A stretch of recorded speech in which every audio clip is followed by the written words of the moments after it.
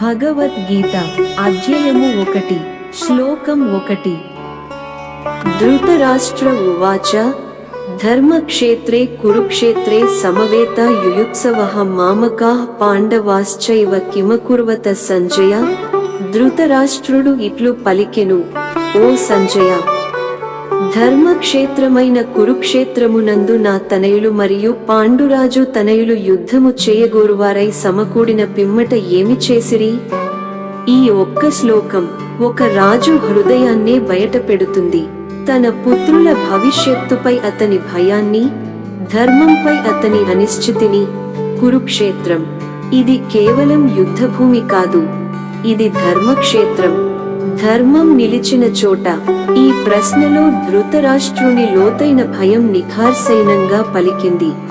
నా పుత్రులు పాండవులతో యుద్ధానికి సిద్ధమయ్యారు, కానీ ఆ ధర్మక్షేత్రములో వాళ్ళు ఏమి చేశారు?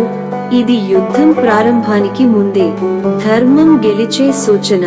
శ్రీమద్భగవద్గీత ఆధ్యాత్మిక విజ్ఞాన శాస్త్రంగా విరాజిల్లే గ్రంథం. ఇది కేవలం ఓ ఉపదేశం కాదు, ఇది ఆత్మాన్వేషణకు మార్గం. అర్జునుడు కృష్ణుని నుండి ప్రత్యక్షంగా శ్రవణం చేసి అవగాహన పొందినవాడు. కృష్ణుడు శబ్దం కాదు, ఆలయంలా మారిన ఆ మౌనం. ఇక్కడ ఒక నిజం నిలుస్తుంది. భగవద్గీతను అధ్యయనం చేయాలంటే తలదించుకుని చదవడం కాదు, మనసును మౌనంలో నిలిపి వినాలి.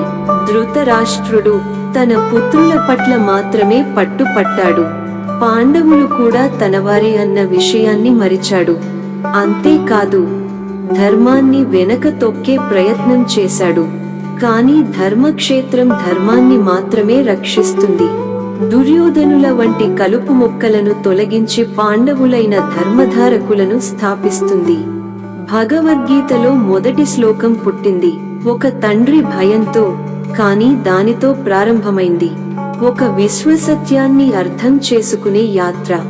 గీతా జ్ఞానం శ్లోకము 1 ధృతరాష్ట్రుని భయం నుండి ధర్మ సందేశం వరకు.